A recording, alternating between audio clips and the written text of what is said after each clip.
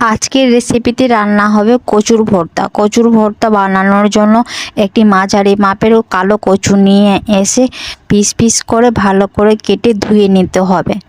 ধুয়ে নেওয়া হলে সেটিকে গরম জলে সেদ্ধ করে ভালো করে নেড়ে চেড়ে যতক্ষণ না সেদ্ধ হয় ততক্ষণ এটাকে অল্প আঁচে ভালো করে সেদ্ধ করতে হবে। সেদ্ধ হয়ে গেলে একটা ঝুড়িতে করে জলটাকে ঝরিয়ে নিতে হবে।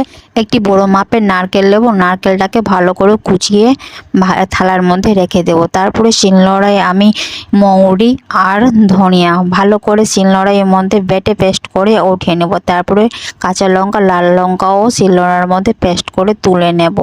এবার তুলা হয়ে গেলে এবার জিরাও সেম ভালো করে বেটে উঠিয়ে নেব। কড়াই গরম করে মৌরি আর তেজপাতা দিয়ে ভালো করে নেড়ে চেড়ে ভিজিয়ে রাখা বাদামটা দিয়ে ভালো করে কষিয়ে নেব।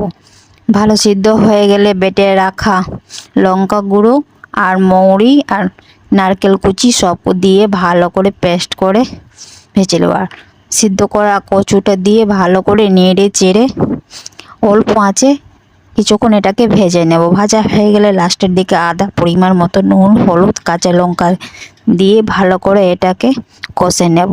কষা হয়ে গেলে লাস্টের সময় হালকা পরিমাণ মতো চিনি মৌরি দিয়ে ভালো করে কষে নেব। এটাকে কষা হয়ে গেলে নামানোর সময় 1 চামচ ঘি দিয়ে এটাকে নেড়ে চেড়ে একটা প্লেটে তুলে নেব।